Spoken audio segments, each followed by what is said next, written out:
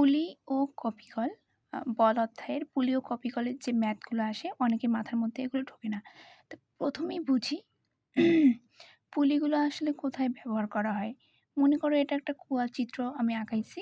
তা কুয়াতে যদি তুমি এখানে বাঁশের সাহায্যে এখানে একটা পুলি ইউজ করো, মানে যেটা তুমি দড়িতে টানবে এটা সুন্দরভাবে ঘুরবে। তুমি সহজে এটা টানিয়ে জলটা আনতে পারবা। কিন্তু যখন তুমি এটা পাতে তুলতে ধরবা তখন তোমার অনেক শক্তির প্রয়োজন হয়। সেক্ষেত্রে আমরা পুলি ব্যবহার করি। তা পুলি থেকে তুমি টানবা, একটা নির্দিষ্ট ত্বরণের উপরে উঠবে এবং একটা নির্দিষ্ট ত্বরণে তুমি টানবা। এই ত্বরণটা কীভাবে বের করা যায় বা কোন বল কোন দিকে কাজ করে আজকে আমরা সেটাই জানবো। তা প্রথমেই তোমাদেরকে এটা বোঝানোর আগে আমি কিছু একটা বোঝাই, একটু বোঝার চেষ্টা করবা, ঠিক আছে? মনে করো এটা একটা বাক্স। এই বাক্সকে তুমি এফ বলে টানতেছো, ঠিক আছে? তো তুমি এফ বলে টানতেছো, একটা মেঝের ওপর দিয়ে টানতেছো। এখানে তো ঘর্ষণ কাজ করতেছে। তো ঘর্ষণটা কী হবে? ঘর্ষণটা তার বিপরীত দিকে কাজ করবে। এফ, এফকে এটা তার বিপরীত দিকে কাজ করবে। আচ্ছা, তুমি মনে করো ৫ নিউটন বলে টানতেছো, ঠিক আছে? ঘর্ষণটা হচ্ছে ২ নিউটন। তাহলে কি বাক্সের উপর পুরো বলটাই কাজ করবে?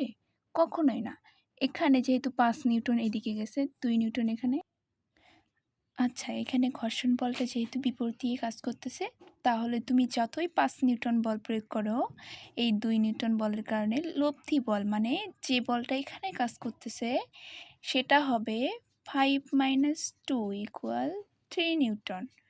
আচ্ছা, এটা কীভাবে কমলো? এটার তো একটা ভর আছে এম, এম বলে টানতেছ। আর একটু বোঝার চেষ্টা করো, এফ সমান সমান এম এ। এমটা তো একটা ধ্রুবক, এটা কখনো পরিবর্তন হবে না। তোমার ভর ৫০ কেজি ৫০ কেজিই থাকবে, সেটা কোনোভাবেই চেঞ্জ করা সম্ভব না। কিন্তু এ হচ্ছে ত্বরণ। তোমার যেহেতু এখানে একটা বিপরীত দিকে বল কাজ করছে, তার মানে ভর কমবে না, এই ত্বরণটা কমে যাবে। মানে তোমার যে ত্বরণে যাওয়ার কথা ছিল সেই ত্বরণে না গিয়ে আরও কমে যাবে বলের কারণে, বল কমার কারণে। তো একইভাবে যেহেতু এখানে ত্বরণটা কমাই গেছে, বলটা কমাই গেছে, তোমার এখানে বিপরীত দিকে ঘর্ষণ বল থাকার কারণে, ঠিক একই রকমভাবে আমরা পুলি বা কপিকলে প্রয়োগ করব। আচ্ছা, প্রথমে একটা আমি চিত্র আঁকাই। আচ্ছা, চিত্রটা আমার আঁকানো হয়ে গেছে। তাই এটা একটা পুলি, পুলির সাহায্যে দুইটা ভর বস্তু ঝুলানো হয়েছে। একটা হচ্ছে M1, একটা M2। চোখের দেখাতেই বোঝা যাচ্ছে M2টা বড়, কারণ আমরা দেখতে পাচ্ছি নিচে ঝুলে গেছে। আচ্ছা, এখানে কিন্তু সুতা একটাই, এই যে একটা সুতা, একটাই মাত্র সুতা এখানে পুলির সাহায্যে ঝুলানো হয়েছে। যেহেতু M2টা বড়, আমি M2টা লিখে দিই। M2 বড়, M1 হচ্ছে ছোট। আচ্ছা, তাহলে M1টা বড়, M2টা ছোট। আচ্ছা, পৃথিবীর কেন্দ্রের দিকে সবার একটা ওজন কাজ করে, তাহলে এটারও একটা ওজন কাজ করতেছে নিচের দিকে। সেটা কি? M1G, মানে W মান। এটার একটা ওজন কাজ করতেছে, সেটার মান কত? M2G। যেহেতু সুতার সাহায্যে এটা ঝুলে আছে, এটা কি পড়ে গেছে? না। আচ্ছা, এটা একটা নির্দিষ্ট ত্বরণে নামতেছে আর এটা একটা নির্দিষ্ট ত্বরণে উপরে উঠতেছে। এটার কি মান জি? কখনোই না, জি না। যদি জি হতো তাহলে নিচে একদম পড়ে যেত। আর যদি জি হয় তাহলে এটা কি উপরে উঠবে? না, জি সবসময় নিচের দিকে এগ্রে করে। সুতরাং যে ত্বরণে নামতেছে বা উঠতেছে সেটা কখনোই জি হবে না। জি হলে এটা নিচের দিকে নামতো, সবই নিচের দিকে নামতো।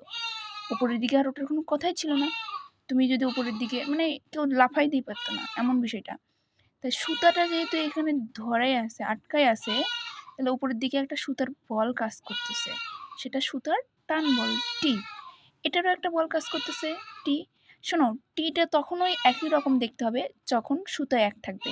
সুতা একই রকম, সুতরাং টান বল একই, সুতা একই, টান একই। আচ্ছা, টান বল একই। তাহলে এই যে বস্তুটা আছে, এই বস্তুটার উপর কি পরিমাণ বল কাজ করতেছে? নিচের দিকে একটা বল কাজ করতেছে, উপরের দিকে একটা বল কাজ করতেছে। মোট লব্ধি বলটা কত?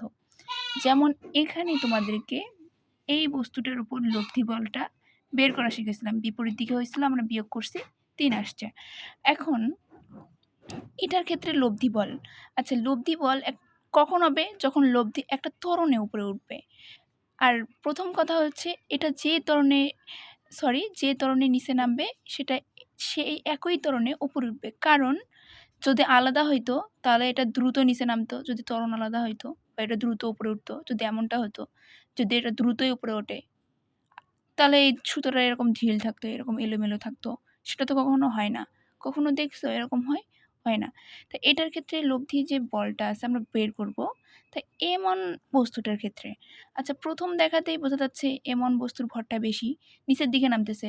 তাহলে তার মানে অবশ্যই ওজনটা বেশি, টান বলটা কম। তাহলে কি হবে?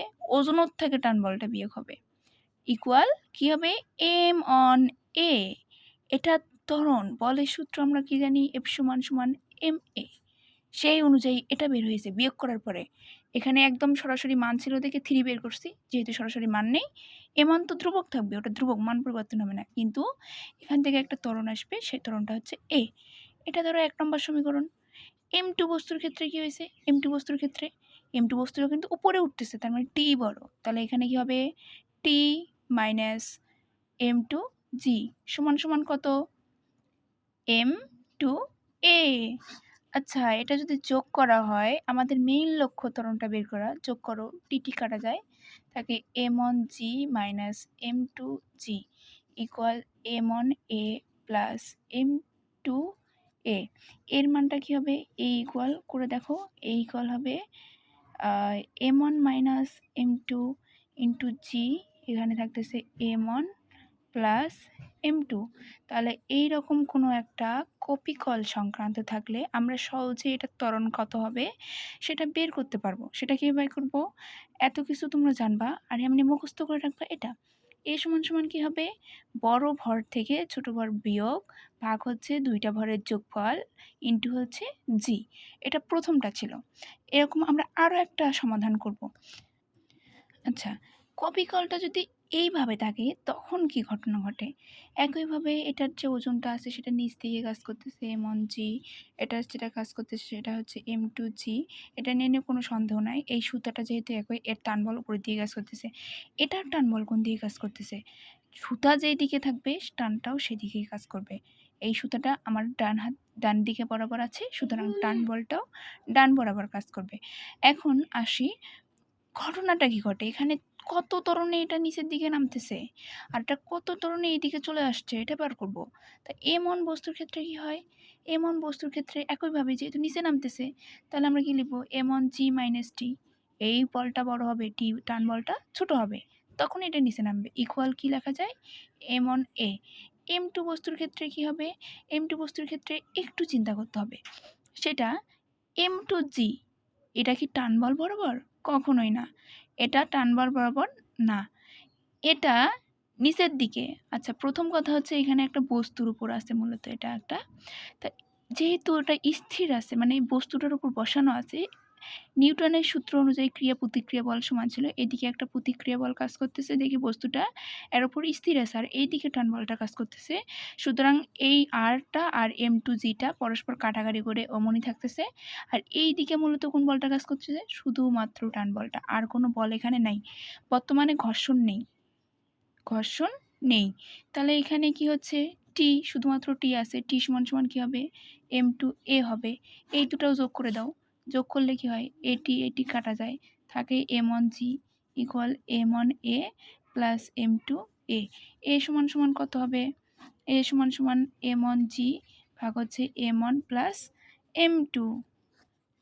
সুন্দরভাবে মাথায় রাখবা, যখন এরকম স্থির থাকবে তখন মূলত এটাকে পুরোই বাদ দিয়ে দিবা। আগে দেখবা এটাতে মাইনাস করতো আগের বেলায়, এখন এটা পুরো বাদ দিয়ে দিবা। দিয়ে এখানে খালি নিচে ভর দুটোর ভাগ দিবা আর ওখানে M1G দিয়ে দিবা, তাহলে হবে।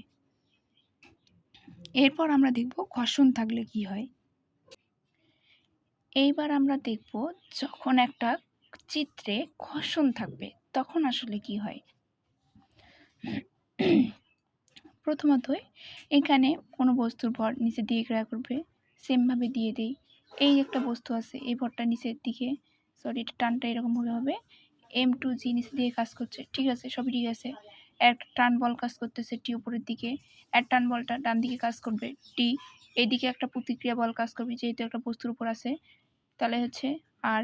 এই আর এবং M2G পরস্পর কাটা যায়, এখানে থাকে না। আমরা আগের চিত্রটা ছিল সেখানে দেখেছি। এখন কি হয়, এখানে ঘর্ষণ বলটা তুমি এইদিকে টানতেছো, টান বল এইদিকে আছে, বাট ঘর্ষণ বলটা সবসময় বিপরীত দিকে কাজ করবে। ওই তো লব্ধি বল একটা গাড়ির উদাহরণ দিয়ে বোঝাইছিলাম। সেমভাবে এখানে আমরা কাজ করব। M1 এর ক্ষেত্রে আচ্ছা বস্তুটা নিচের দিকে নামতেছে M1 বস্তুর ক্ষেত্রে। তাহলে M1 G minus T equal কী হবে? M1 A। M2 বস্তুর ক্ষেত্রে কী হবে? আচ্ছা এখন দেখো M2 G আর R পরস্পর কাটা গেছে। এখানে কোনো এই বল নেই। প্রতিক্রিয়া বল তারপরে ওজন পরস্পর কাটা গেছে, এখানে কোনো বল নেই। কিন্তু টান বলের বিপরীতে একটা বল কাজ করতেছে, সেটা হচ্ছে ঘর্ষণ বল। যেহেতু ঘর্ষণ বল এখন বস্তুটা তো আর এই দিকে যাচ্ছে না, বস্তুটা টানের কারণে এই দিকে যাচ্ছে। তার মানে অবশ্যই ঘর্ষণ বলটা টান বলের চেয়ে কম আছে। তাহলে T minus Fk equal M2 A। কিসের জন্য?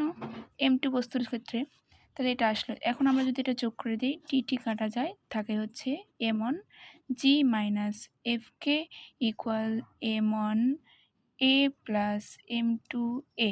এগুলো সব যোগ করতেছি। A সমান সমান কী হবে? A সমান সমান থাকতেছে তাহলে M1 G minus Fk equal হচ্ছে M1 A plus M1 plus M2। দেখো সবই ঠিক আছে। আগেরটার সাথে পার্থক্য কি? শুধু আগেরটা এটা ছিল না, এখন এটা মাইনাস করে দেওয়া হয়েছে। আচ্ছা এর পরবর্তী ভিডিওতে আমি পরবর্তী আরও 2টা কপিকল সংক্রান্ত ব্যাখ্যা করব এবং তোমরা সবগুলোটা কীভাবে লিখবা এবং পরে আর কোনো ভিডিওতে একটা সৃজনশীল বুঝাই দেব।